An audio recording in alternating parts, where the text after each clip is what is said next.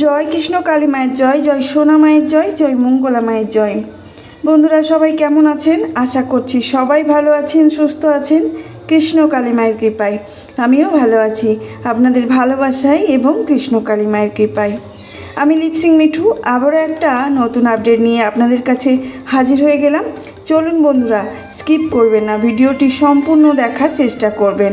আজকে মায়ের কাছে একটা অলৌকিক বিষয় ঘটেছে, চমৎকার একটা রূপ আপনাদের দেখাবো। আমাদের কৃষ্ণ কালী মায়ের কাছে যে অলৌকিক দৃশ্য ঘটেছে সেই দৃশ্যটা আপনাদের সামনে তুলে ধরবো।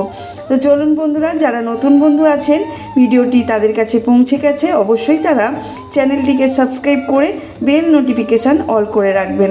আমি যে নিত্য নতুন ভিডিও আপডেট দিয়ে থাকি সেটা আপনাদের কাছে সরাসরি পৌঁছে যাবে।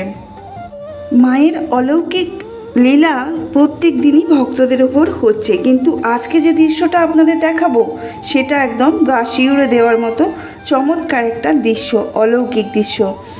এই অলৌকিক দৃশ্য মানে হলো যখন কোনো ঘটনা আমরা সচরাচর ঘটতে দেখি না বা এর পিছনে কারণ কি তা আমাদের জানা থাকে না, তখন সেটাকে আমরা অলৌকিক বলে মনে করি, যা মানুষের পক্ষে অসম্ভব বলে মনে করা হয় বা সাধারণ যুক্তিগত এবং গণিতিক সূত্র দিয়ে ব্যাখ্যা করা যায় না, তাই হলো অলৌকিক।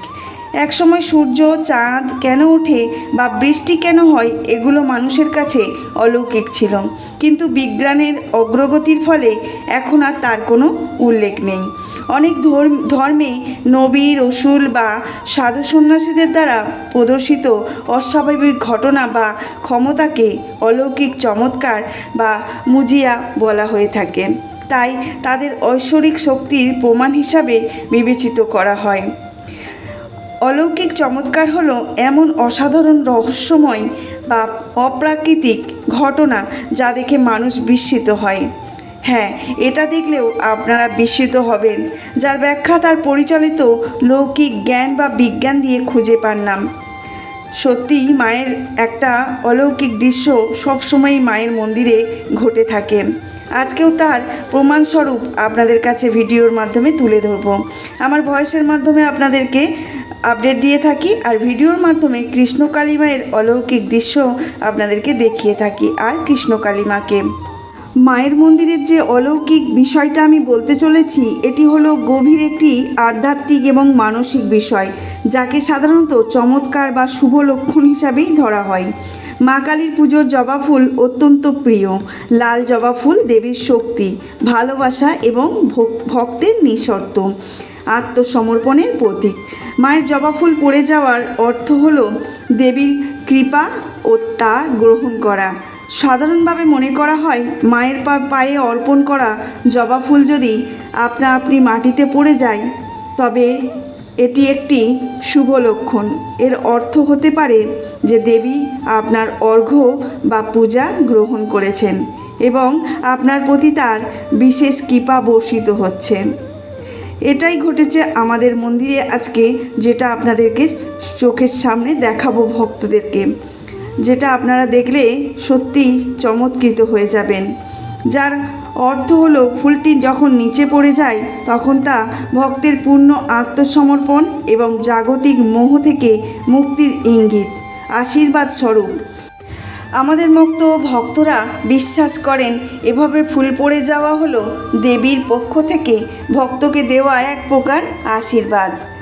ভক্তির সাথে নিবেদন করা ফুল যদি মায়ের থেকে পড়ে যায় তাহলে জানবেন যে আপনার ফুল সমর্পণ করা হয়েছে ভগবানের কাছে আর সেই ভগবান তুষ্ট হয়েছেন আপনার প্রতি। সেরকমই আমাদের মঙ্গলা মায়ের মন্দিরেও এই একই ঘটনা। মা যে এত ফুল চড়িয়েছেন, মায়ের বুক পর্যন্ত ফুল চলে গেছে, অনেকটা পর্যন্ত ফুল হয়। ভক্তরা প্রচুর পরিমাণে ফুল নিয়ে আসেন আমাদের মন্দিরে আর সেই ফুল নিবেদন করেন আমাদের মা। সেই ফুল মাকে কিভাবে আশীর্বাদ স্বরূপ ফিরিয়ে দিলেন সেটা আপনারা শুধু দেখতে থাকুন, তাহলেই বুঝতে পারবেন আমাদের মঙ্গলা মা কতটা পেয়েছেন আমাদের কৃষ্ণকালী মাকে। অনেকেই তো বিশ্বাস করেন না আমাদের মঙ্গলা মায়ের মধ্যে আমাদের কৃষ্ণকালী মায়ের কোনো আশীর্বাদ নেই। এই ভিডিওর মাধ্যমে প্রমাণিত যে আমাদের মঙ্গলা মায়ের মধ্যে কৃষ্ণকালী মায়ের একটা অশেষ কৃপা আছে। তেনার মধ্যেই আমাদের কৃষ্ণকালী মা বাস করেন, তাই তো তেনার এত কৃপা আমাদের মঙ্গলা মায়ের ওপর। তো চলুন বন্ধুরা, দেখতে থাকুন মায়ের বর্ষিত ফুলের আশীর্বাদ। চারিদিকে কত ঢাক ঢোল উলুধ্বনি শঙ্খধ্বনি বেজে উঠল আমাদের এই মায়ের আশীর্বাদ প্রাপ্ত করার জন্য মঙ্গলা মাকে। কৃষ্ণকালী মাকে সবাই বরণ করে নিলেন ঢাক ঢোল শঙ্খধ্বনি উলুধ্বনি দিয়ে।